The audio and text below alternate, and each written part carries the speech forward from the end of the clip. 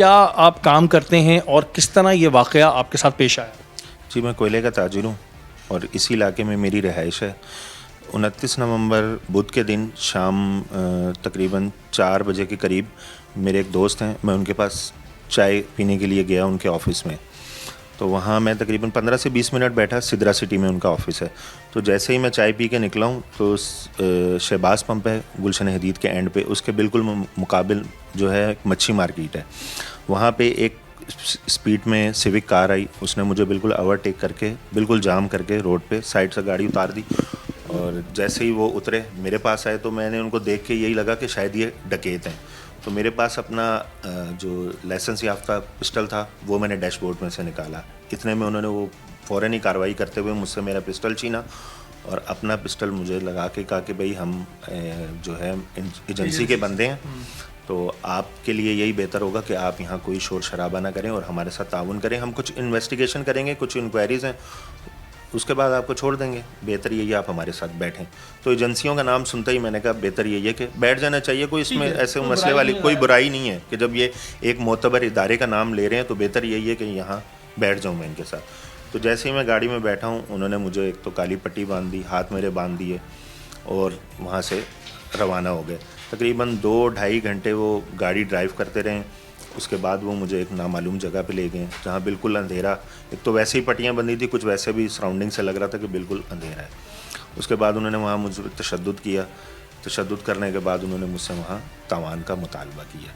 अच्छा, तो आपको कह क्या रहे थे कि क्यों आपको उठाया है या क्या रीज़न क्या दे रहे थे वो अपना? रीज़न कोई उनका कोई सॉलिड रीज़न नहीं था, बस इधर उधर की बातें ब्लेम लगा रहे थे। जी आप ये करते हो, आप ये करते हो, आप यूँ करते हो। मैंने कहा यार इन कामों से मेरा कोई वास्ता है ही नहीं। या प्रूफ दें अगर हाँ, अगर आप एजेंसीज़ के हैं तो आप मुझे प्रूफ दें। आपके पास कोई प्रूफ है, कोई एलिगेशन है मेरे ख़िलाफ़ कोई, हाँ वो भी आपको देंगे। अभी हम आपको इस्लामाबाद एक सेल है, मतलब बहुत एक लंबी तवील एक गुफ्तगू थी उनकी, हम आपको इस्लामाबाद सेल में ले जाएंगे, हमारी फ़लानों से बात हो गई है। मतलब बहुत ही ऐसे एक खौफ तारी कराने के लिए और ऐसे इदारों का, मोतबर इदारों का नाम ले रहे थे कि मुझे एक हैरानगी भी हो रही थी और परेशानी भी हो रही थी कि भाई ये बातें तो इतने बड़े इदारों की कर रहे हैं और लेकिन काम डकैतों वाले कर रहे हैं। बिल्कुल उनका जो बिहेवियर है वो प्रॉपर जो क्रिमिनल वाला है वो है मेरे साथ। तो फिर मैंने उनको कहा, मैंने कहा यार आप मुझे पता है ये सारा मामला किस लिए कर रहे हैं, मैं कारोबारी बंदा हूँ, लिहाजा आपकी जो डिमांड है आप वो मुझसे करें, टू द पॉइंट आएँ और इस चैप्टर को जो है ना क्लोज़ करें। तो उन्होंने तकरीबन 12.5 लाख रुपए मेरे अकाउंट से निकलवाया कैश। और जो घर से आपसे पैसे मंगाए थे उसका उन्होंने किस तरह राब्ता करवाया? वो 10:03 में साथ साथ वो ये काम भी करवा रहे थे कि जी 1 करोड़ रुपये आप तावान आप अपने घर से अरेंज कराएं। मैंने कहा इतना अमाउंट और रात में मैं कैसे अरेंज करवाऊँ? ये आपका मसला है, आप अपने रिश्तेदारों से पकड़ें, जिससे ले सकते हैं आप, जो आपके रिसोर्सेज हैं आप करें। तो इन्होंने सबसे पहले मेरी वाइफ को कॉल करवाई। उनको मैंने कहा कि जो पेमेंट मेरे लॉकअप में पड़ी है वो निकालें, वो काउंट करें कितनी है।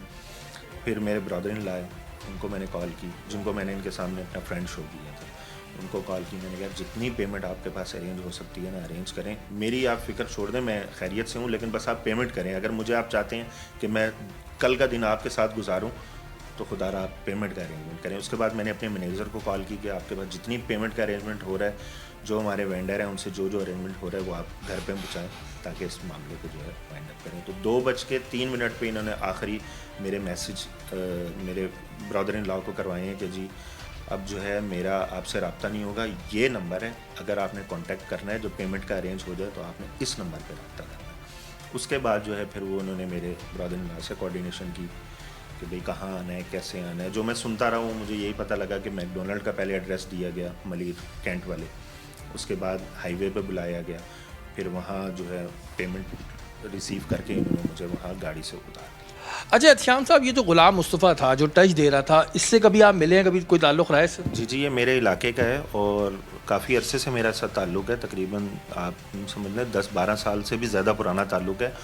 और ये सन 2019-20 तक मेरे मुंशी रहा है गोदाम अच्छा, पे। तो ये आपके पास काम करता था? जी, 2020 में मैंने इसको इसकी हरकतों की वजह से काम से निकाला है। तो आपको आइडिया था कुछ भी कि ये इस तरह की इन्वॉल्वमेंट में हो सकता है? नहीं जी, बिल्कुल कोई मुझे आइडिया नहीं था, बल्कि उससे एक दिन पहले भी मेरा इससे कांटेक्ट हुआ और उसने मुझे कॉल की, यार इत्शाम भाई मुझे इस तरह ख़बर मिली है, तो ये वाकई ख़बर सच्ची है? मैंने कहा जी बिल्कुल सच्ची है, ऐसा हुआ है मेरे साथ।